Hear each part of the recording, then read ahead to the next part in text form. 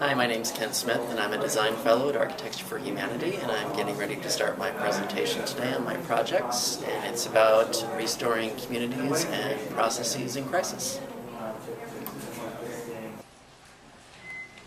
So my background, basically my educational background is in international relations and landscape architecture. I spent a couple of years as a congressional intern, and then I had an 18-year career in high tech, mostly doing communications, international marketing, and public policy. So the first thing I want to talk about is the global water crisis. Is something I'm really interested in. The scope of what I've become interested in has gotten huge. Talking about water organization, sediment filters, clay filters, chemical treatment, solar pasteurization. And I've had a couple of interns working with me on the project, and I just got Audrey, thank you very much. She's going to be joining me on this project to bring it all together. And then Audrey also had the really great idea of not only talking about, we were going to talk about case studies, but actually incorporating design. So ways you can think about where people would gather and get their filtered water from some sort of service. And we might actually go into some design solutions. We're big fans of the Fez River restoration in Morocco, so we want to talk about stuff like that also.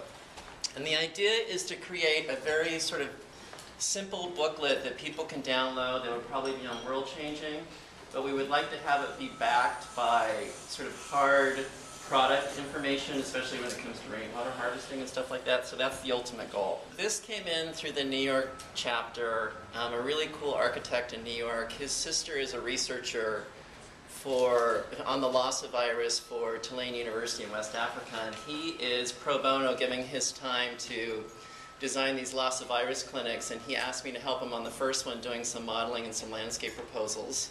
So this was his sketch, which I thought was really cool. And I actually put the model together for him, which he said was so helpful because he's actually dealing with the US Navy. They're actually funding the project. So now we're getting ready to start talking about some of the actual landscape ideas. So I'm talking about healing gardens, which is something I did a lot of research on when I was in grad school. So this starts my Happy Hearts work. And this was actually the 16 Septiembre school in Veracruz, Mexico. Since the last one had been destroyed by floods, they were really worried, obviously, about another issue with floods. So it's actually kind of built on the ridge of some hills. The setting is, it's at the base of the third highest peak in North America. It's Mount Orizaba. It's very much a mountaineering community. Their specialty in this town was saddlery, so like leather goods, blankets.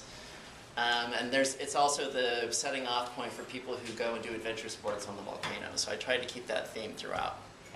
So what I did is I actually found a saddlery shop that was in Cuscamatepec, which is the town where this is at.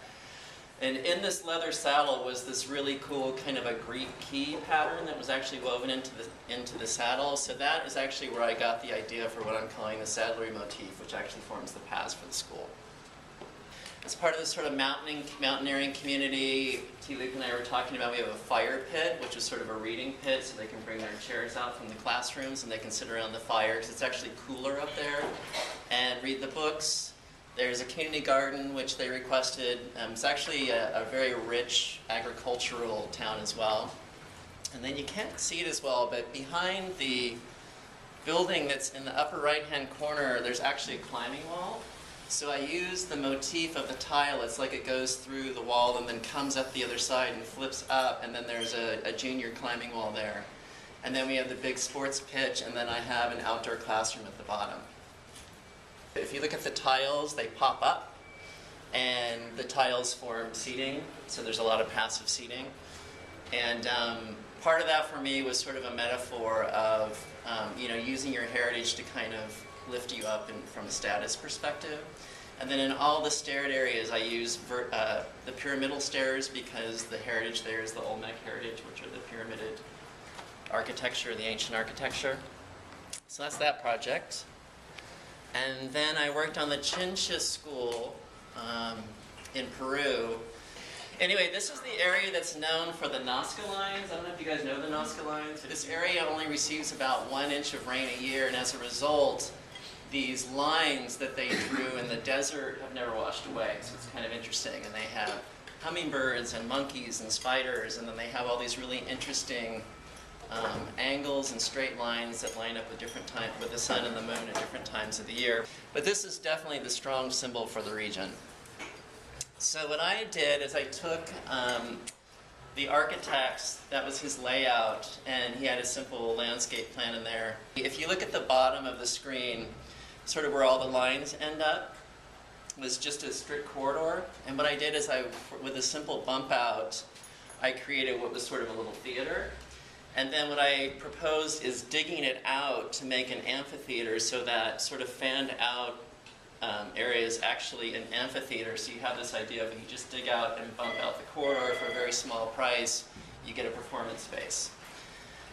And then some of the other things I did, there's a woman's collective that actually, T-Luke might have talked about them before, but they do tiles and different types of masonry. If you look right by the sports pitch below, there are just these vertical walls that come up. And the vertical walls, what they are is on the one side, kids can be on the pitch and they can play racket sports, because tennis is really big in Peru. They can do handball, they can do anything. And then on the other side, there's a cantilevered bench that actually has a mosaic with a Nazca symbol on the other side. And the idea was, again, it was very inexpensive. We were going to use this technology from the women's co-op to do this. So the next thing I want to talk about is T-Luke and I, as you guys know, have been teaching this Dance for Social Change independent study with Alicia.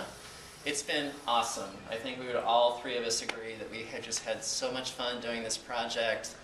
It started out, she came here the first day. I was looking at her resume. She is really involved in dance at Berkeley. She's like captain of all these dance teams, and I was like, wow, I'm really surprised that you're choosing architecture over dance.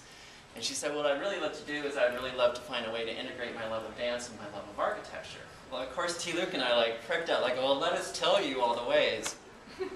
So by the end of our very first meeting, it was amazing. We had decided that we would take a sports for social change model, we would apply it to dance, and that if we could, and if she had time in her research, we would actually take it and apply it toward the Open Architecture Challenge, and we would actually use a former base to use as our initial program proposal. And the reason we thought it would work, some of the things that Alicia's found out in her research, and we've been researching with her, is just sort of using the inherent strengths of sports for social change. She was really interested in Kigali because her issue that she wants to solve is conflict resolution. Her particular site is in Ukraine, but in an area that was Crimean, that was then Russian, that is now under Ukrainian rule, so there's a lot of cultural conflict. We looked at, what's basically was fallen out is what works and why it works for football and why it works for specifically ballet is what she's proposing, is because rigorous and competitive activity, but it requires cooperation for success. And it has an understood international set of rules, so you don't have to speak the same language in order to participate together in the activity, which I think is really interesting. The site's really, really cool. It's a decommissioned Soviet military base. It's a submarine. It was so secretive that they actually took it off the maps during the Cold War. And you come in and these giant doors open. It's very James Bond, the submarines would go in and then the doors would close.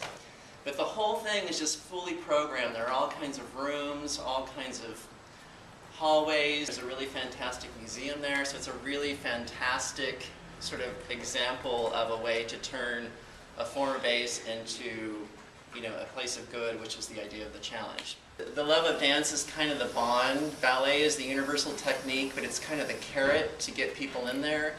Because once you can get them dancing together and cooperating together on something that's universally accepted, you can then go in and they can start teaching each other about their ethnic dances, right? You've established trust, you need each other to do the ballet, but then from there it can develop into something that's more esoteric for each one of the ethnicities. So this is Ghana, and what they're trying to do is create this really interesting 2-acre park in the middle of Accra, which has no open spaces for children.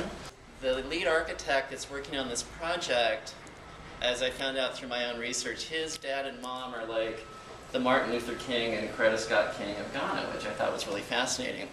And his mom wrote this book in 1962, and it's all about how children play in Ghana. And what they want to do is bring back this kind of natural play that Ghanaian children did back then into sort of contemporary Accra life. But they really want a performance space, ideally, exhibition space, library, media-enabled, and of course sanitation. They want to do the natural programming, and then I already mentioned the architect Ralph Sutherland, whose dad was the human rights leader of Ghana. And that is my presentation. Woo!